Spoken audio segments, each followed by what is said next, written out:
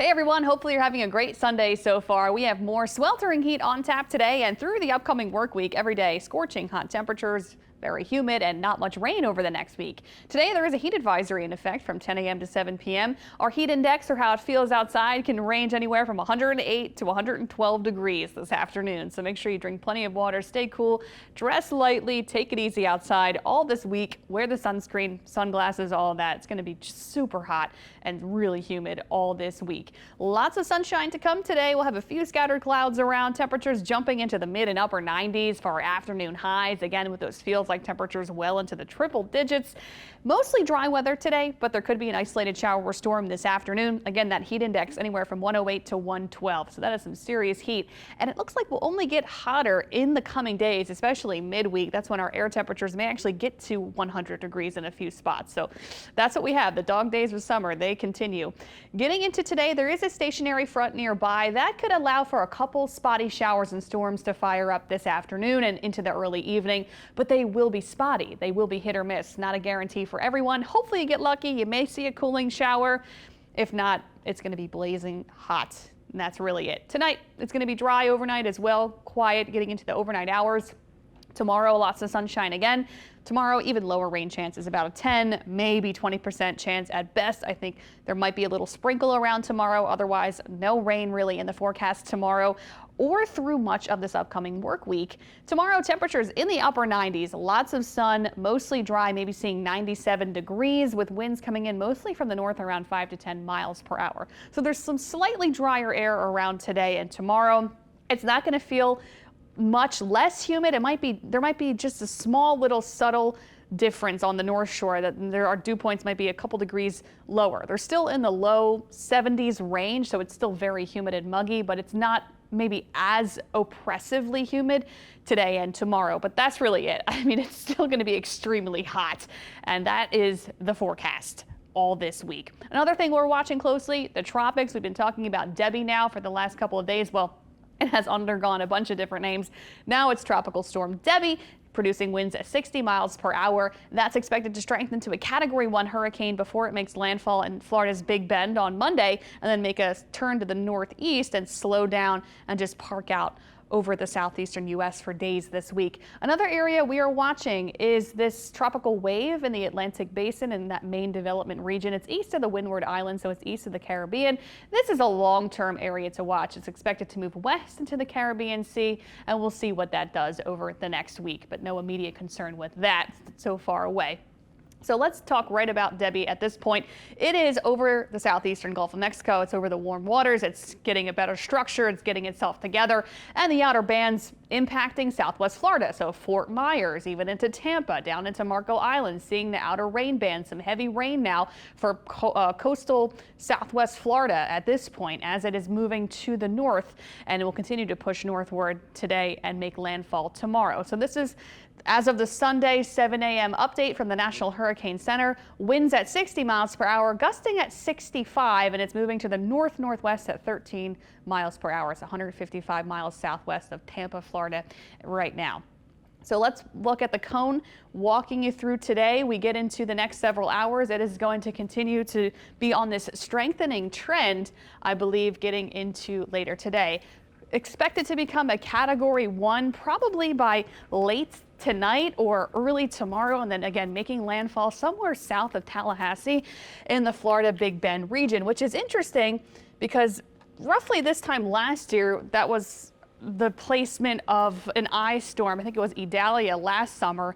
It fell, it made landfall in that same Big Bend region near Cedar Key, Taylor County, Florida. So it's interesting that Tropical Storm Debby's landfall location is looking like pretty similar. Right now it has a minimum central pressure of 1,001 millibars. Let's walk you through with the cone through today. So it makes that continued motion to the north and then eventually making landfall somewhere in the Florida Big Bend, anywhere from near Apalachicola to Cedar Key in this general area south of Tallahassee. Rural spots along the coast, but still getting into the next couple of days, it is going to be bringing some big impacts into Florida and into Georgia and into South Carolina, North Carolina. That's when the forecast becomes a little uncertain. Where is it going to go? We know it's probably going to sit here for a while, which will bring days of rain and onshore winds. It's hard to say exactly. Is it going to drift to the west more? Maybe it'll stay out over the open ocean. Maybe it'll get nudged off to the northeast a little more quickly, which would be nice because it's looking like it's going to be a significant rainmaker for many locations this week, for many days too. So the reason why it's expected to slow down, like we've been mentioning, it's getting carried off by a trough of low pressure now. Then it will start to lose its steering current and slow down, and that's when it starts to move kind of erratically. Is it going to drift to the west?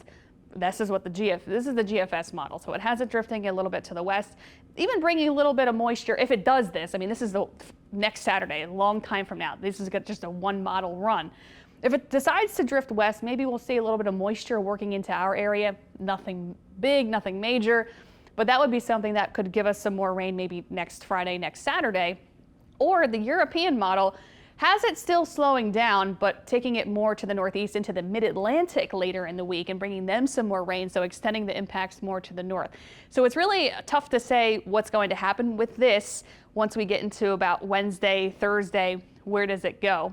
At this point, though, we know the big impacts will be felt across much of West Florida and the Big Bend of Florida and North Florida as well, into Georgia and into South Carolina. Tropical storm watches now in effect for the Georgia coast and South Georgia and into parts of South Carolina. Hurricane warning for the Big Bend, and that does include the Tallahassee area. Also, we're talking tropical storm watches and warnings for the west coast of Florida all the way down into the Keys. Here are the winds. The gusts are going to be very strong in the Big Bend region. So gusty winds now for the Tampa Bay area down into Fort Myers as it is getting itself together just offshore. And then this is the big wind impacts expected at landfall tomorrow, or just around landfall time frame. 100-mile-per-hour wind gusts in the Cedar Key area. Taylor County, roughly that region, and then south of there, Cedar Key, that region of Florida in the Big Bend, the eastern Big Bend. And then those impacts spreading inland, strong winds for North Florida into Jacksonville and Georgia and into the Carolinas through Tuesday. So very strong gusty winds with Debby as it's expected to strengthen to a Category 1 before it does make landfall sometime tomorrow early in the day. Another thing is it's going to be a really big rainmaker. Anywhere from 6 to 12 inches of rain expected for parts of Florida. So 10 plus inches, a good bet for parts of North Florida, and then 15 to 20 plus inches of rain for parts of the Carolinas and Georgia, because it's going to take that long time to move away. Days of rain, days of onshore winds. It's going to be a significant flooding event for some, I would say for sure, for parts of the Carolinas and Georgia this week, unfortunately. So this is what we have for Tropical Storm Debby. As a recap, it's expected to strengthen to a hurricane Category 1 status before a North Florida landfall tomorrow in the Big Bend vicinity. Very heavy rain, strong winds, and storm surge for Florida getting into later today and through tomorrow especially. And then flooding rain for parts of the southeast will extend for many days this week, and they could be seeing some coastal flooding as well with those onshore winds.